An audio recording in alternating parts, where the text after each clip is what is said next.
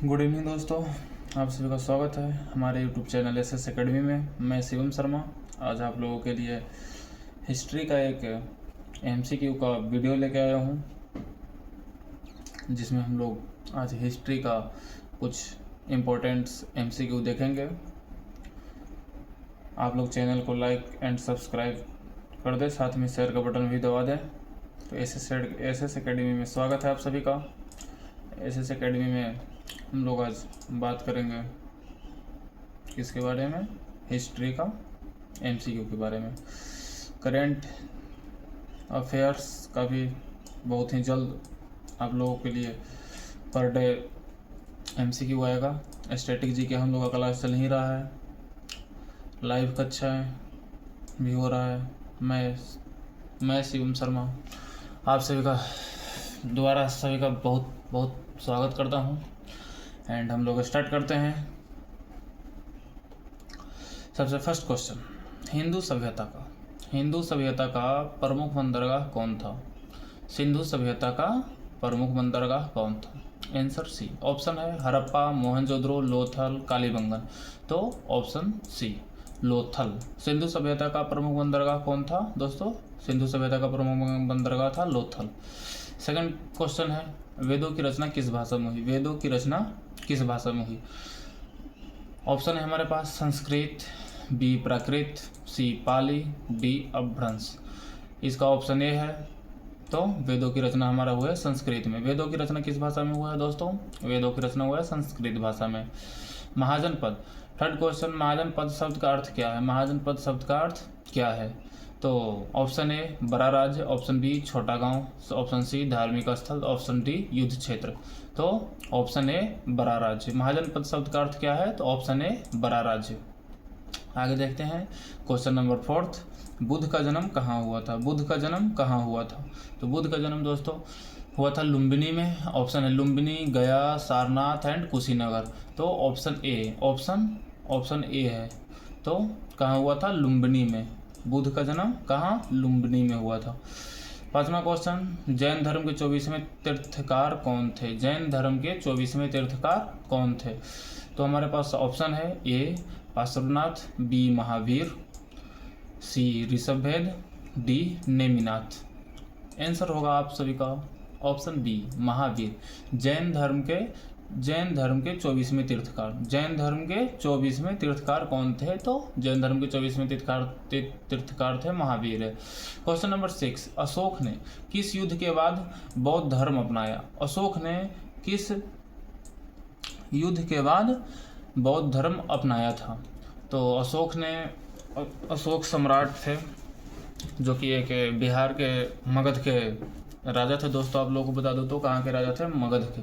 और अशोक ने सबसे ज़्यादा जीडीपी रखने वाले उस टाइम के महाराजा थे। और जब से अशोक ने युद्ध करना छोड़ा, जब से तलवार छोड़ दिए, लड़ाई करने के लिए छोड़ दिए, तब से इनका पतन हो गया। और ये दोस्तों कलिंग का जो युद्ध हुआ था उसमें ये उसके बाद युद्ध करने के लिए त्याग दिए थे और उसके बाद बौद्ध धर्म अपनाए थे। कौन सा धर्म अपनाए थे? बौद्ध धर्म। उस टाइम अशोक राजा जो थे वो पूरा वर्ल्ड का 40% जीडीपी इनके पास था। एक तरह से बोल सकते हैं पूरे वर्ल्ड पे 40% कब्जा था। कितना था? 40% कब्जा था दोस्तों।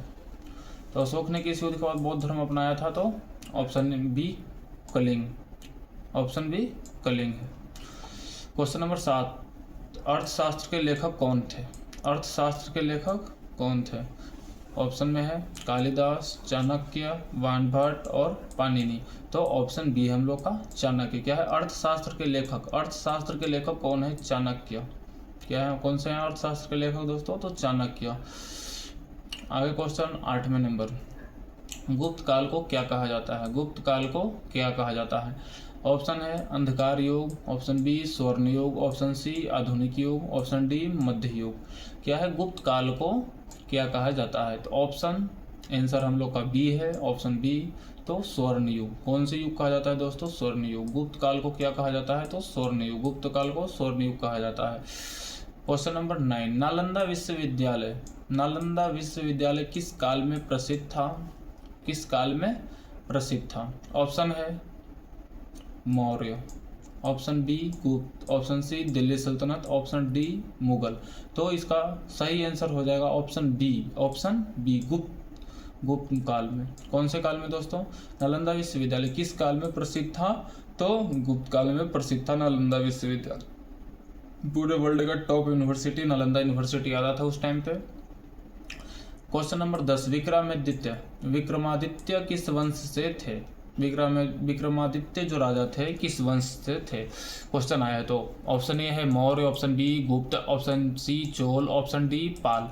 तो इसमें आ जाएगा आप लोग का गुप्त वंश है। गुप्त वंश के कौन से वंश से थे? गुप्त वंश है। आंसर भी है, आंसर ऑप्शन बी ही है, गुप्त वंश से है। विक्रमादित्य किस वंश से थे? ऑप्शन बी गुप्त वंश से थे। क्वेश्चन नंबर 11, अलबरूनी किसके साथ भारत आया था? अलबरूनी किसके साथ भारत आया था? तो ऑप्शन है Babur, option B Mahmud Ghaznavi, option C Akbar, option D Aurangzeb. तो किसके साथ आया था? Option B Mahmud Ghaznavi. अलबरूनी जो था दोस्तों वो महमूद गजनवी के साथ भारत आया था। क्वेश्चन नंबर 12, दिल्ली सल्तनत की स्थापना किसने की थी? दिल्ली सल्तनत की स्थापना किसने की थी? कुतुबुद्दीन ऐबक ने की थी। किसने की थी?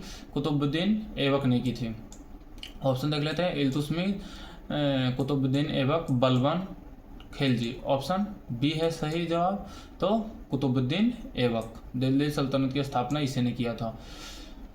क्वेश्चन नंबर 13, खिलजी वंश का संस्थापक कौन था? खिलजी वंश का संस्थापक कौन था? जलालुद्दीन खिलजी। कौन था दोस्तों? जलालुद्दीन खिलजी। ऑप्शन बी में है अलाउद्दीन, ऑप्शन सी मोहम्मद बिन तुगलक, ऑप्शन डी फिरोज तुगलक। और आंसर इसका है, आंसर है ऑप्शन ए जलालुद्दीन खिलजी। खिलजी वंश का संस्थापक कौन था? तो जलालुद्दीन खिलजी था। क्वेश्चन नंबर 14, दीन इलाही किसने शुरू किया? दीन इलाही किसने शुरू किया? Option A Babur, option B Akbar, option C Jahangir, option D Shahjahan. तो आंसर है आप लोगों का ऑप्शन बी। तो किसने शुरू किया था? तो अकबर ने। दीन ए इलाही की शुरुआत किसने किया था? अकबर ने किया था। आगे देखते हैं ताजमहल किसने बनवाया था। क्वेश्चन नंबर 15, ताजमहल किसने बनवाया था? तो ताजमहल दोस्तों किसने बनवाया था? शाहजहां ने बनवाया था। ताजमहल किसने बनवाया था? शाहजहां ने बनवाया था।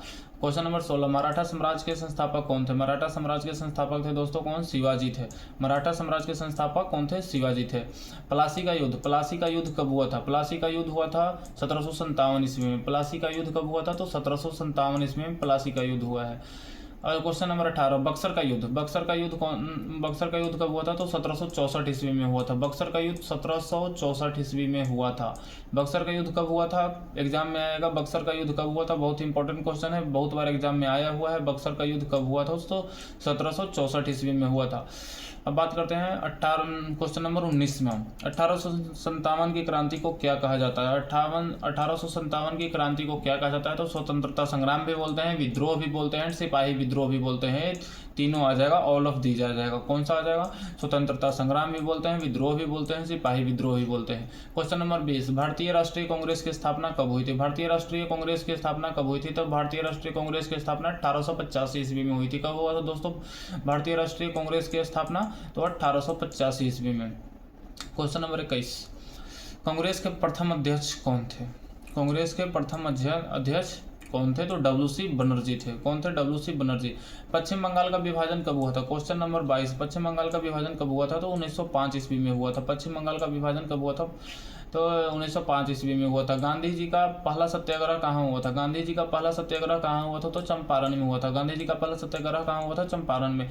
असहयोग आंदोलन, कौन सा आंदोलन? असहयोग आंदोलन कब शुरू हुआ था? तो 1920 ईस्वी में शुरू हुआ था। असहयोग आंदोलन कब शुरू हुआ? 1920 ईस्वी में हुआ। सविनय अवज्ञा आंदोलन कब स्टार्ट हुआ था? 1930 ईस्वी में। 1930 ईस्वी में कौन सा आंदोलन स्टार्ट हुआ है? सविनय अवज्ञा आंदोलन। और 1920 में स्टार्ट हुआ था असहयोग आंदोलन शुरू हुआ था। दांडी मार्च कानून है जो किससे जुड़ा हुआ था? नमक का कानून से जुड़ा हुआ है। दांडी मार्च किससे जुड़ा हुआ है? नमक का कानून से जुड़ा हुआ है। क्वेश्चन नंबर 27, भारत छोड़ो आंदोलन कब हुआ था? भारत छोड़ो आंदोलन 1942 ईस्वी में हुआ था।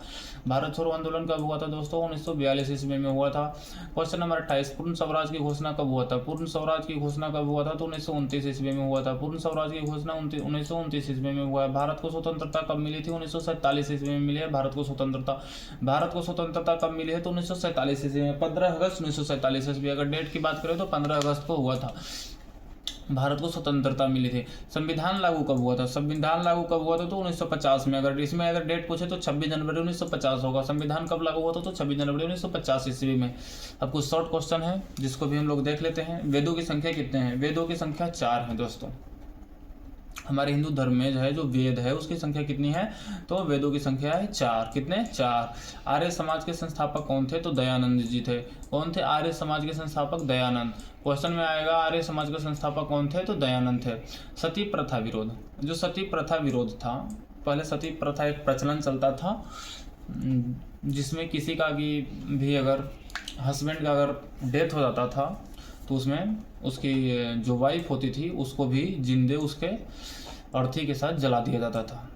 वो ये था सती प्रथा। इसका सबसे पहला जो विरोध था राजा राम मोहन राय जी ने किया था। किसने किया था? सती प्रथा का विरोध राजा राम मोहन राय ने किया था। वाकई में ये जो विद्रोह किए थे इसके बाद वाकई में स्त्रियों को जीने लायक बनाए थे। जिसका हस्बैंड डेथ हो जाता था उसे जिंदा जला दिया जाता था सती प्रथा में। इसका सबसे पहले विरोध राजा राम मोहन राय ने किया था। किसने किया था? राजा राम मोहन राय ने। अस्थायी बंदोबस्त कॉर्नवालिस, अस्थायी बंदोबस्त कॉर्नवालिस। रेल का शुरू कब हुआ था? तो 1853 ईस्वी में भारत में रेल का शुरू हुआ है। जालियांवाला बाग हत्याकांड कब हुआ था? 1919 ईस्वी में। जालियांवाला बाग हत्याकांड कब हुआ था? 1919 ईस्वी में। जालियांवाला बाग हत्याकांड में क्या हुआ था? इसमें जनरल डायर नाम का एक अंग्रेज था, उसने आके सब पे गोलियां चलवा दिया था। जालियांवाला बाग हत्याकांड 1919 ईस्वी में। Simon commission 1928, Simon commission 1928। Cripps mission 1942 में। कैबिनेट मिशन, कैबिनेट मिशन कब हुआ था? 1946 ईस्वी में। कैबिनेट मिशन 1946 ईस्वी में। आईएनए नेता, आईएनए नेता कौन? सुभाष चंद्र बोस। आईएनए नेता कौन थे? सुभाष चंद्र बोस। मुस्लिम लीग की स्थापना, मुस्लिम लीग की स्थापना कब हुआ है दोस्तों? तो 1906 ईस्वी में हुआ है। मुस्लिम लीग की स्थापना कब हुआ है? अगर बात करें मुस्लिम लीग की स्थापना तो 1906 ईस्वी में हुआ है। लखनऊ पैक्ट, लखनऊ पैक्ट कब हुआ है? 1916 ईस्वी में हुआ है। होम रूल आंदोलन, होम रूल आंदोलन किसने स्टार्ट किया था? एनी बेसेंट ने। होम रूल आंदोलन किसने स्टार्ट किया था दोस्तों? तो एनी बेसेंट ने। गांधी इरविन, गांधी इरविन समझौता कब हुआ था? गांधी इरविन समझौता हुआ था 1931 ईस्वी में। अगर आपसे कोई अगर सवाल करे तो गांधी इरविन समझौता कब हुआ है? तो 1931 ईस्वी में हुआ है। पूना पैक्ट, पूना पैक्ट कब हुआ है? 1932 ईस्वी में हुआ है। पूना पैक्ट 1932 ईस्वी में हुआ है। माउंटबेटन योजना, माउंटबेटन योजना 1947 में शुरू हुआ है दोस्तों। कब हुआ है? 1947 ईस्वी में। भारत और पाकिस्तान का विभाजन 1947 ईस्वी में ही हुआ है। भारत पर से अंग्रेज कब छोड़ के गए थे? तो 1947 ईस्वी में ही गए हैं। योजना आयोग, योजना आयोग कब लाया गया था? 1950 ईस्वी में। योजना आयोग कब लाया गया था दोस्तों? 1950 ईस्वी में। गदर आंदोलन, गदर आंदोलन कब आया है? तो 1913 ईस्वी में। गदर आंदोलन कब आया है? 1913 ईस्वी में। स्वदेशी आंदोलन, स्वदेशी आंदोलन कब आया? 1905 ईस्वी में। स्वदेशी आंदोलन 1905 ईस्वी में। ठीक है दोस्तों, आज आप टोटल 50 MCQ हमने किया हिस्ट्री का। नेक्स्ट क्लास में हम लोग हिस्ट्री का इससे आगे MCQ देखेंगे और इसका क्लास भी करेंगे। साथ में बाकी सब्जेक्ट का भी क्लास चल रहा है। आप लोग चैनल को सब्सक्राइब, लाइक एंड शेयर ज़रूर करें। मिलते हैं हम नेक्स्ट क्लास में।